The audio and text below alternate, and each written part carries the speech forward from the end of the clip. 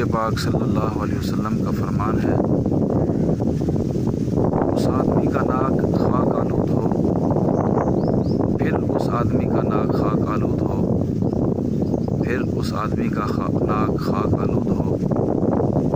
نبی پاک صلی اللہ علیہ وسلم کے صحابہ کرام نے سوال کیا، اے اللہ کے محبوب، آپ کس کے لیے اتنی بڑی بد دعا فرما رہے ہیں؟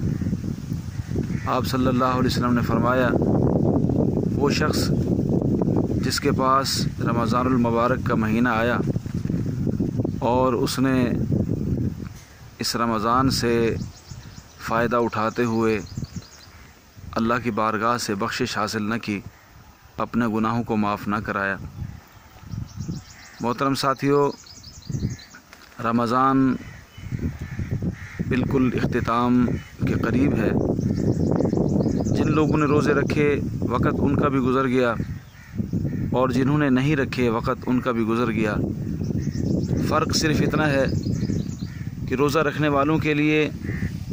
اللہ تعالیٰ کی طرف سے جنت کی اور مغفرت کی عظیم بشارتیں ہیں،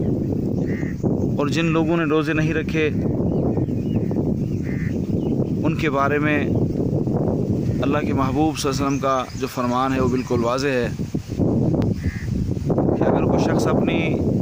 بغیر کسی مجبوری کے اور شرعی عذر کے روزہ نہیں رکھتا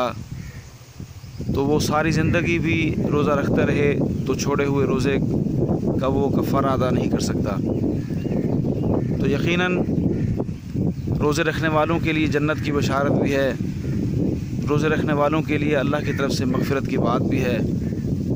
اور روزے رکھنے والوں کو یہ تسلی بھی ہے کہ ہم نے اپنے رب کا کہا مانا،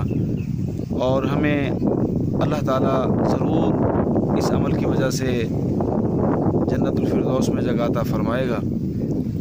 اور جن لوگوں نے روزے نہیں رکھے میرے بھائیو، یقیناً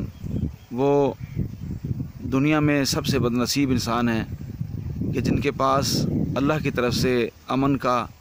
بخشش کا، مغفرت کا پیغام آیا اور انہوں نے اسے قبول نہ کیا بلکہ اس کی ناشکری کی، اور یقیناً ناشکری کرنا بہت بڑا گناہ ہے۔ اللہ فرماتے ہیں، لئن کفرتم، اگر تم نے کفر کیا، ناشکری کی، تو پھر میرا عذاب بڑا سخت ہے۔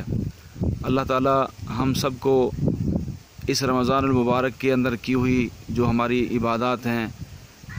رمضان المبارک کی ان ساری محنتوں کو اللہ کے سامنے پیش جو ہم نے کی ہیں، اللہ سے توفیق مانگنا اور اللہ سے معافی مزید مانگنا، اس کی مزید اللہ توفیق عطا فرمائے، اور اللہ تعالیٰ ہم سب کی نیکیاں قبول فرمائے، اور ہمیں مزید اللہ تعالیٰ اپنی رحمت سے رمضان بعد رمضان بعد رمضان اللہ تعالیٰ بے شمار مواقع اللہ تعالیٰ نصیب فرمائے۔ سبحان ربک رب العزت عما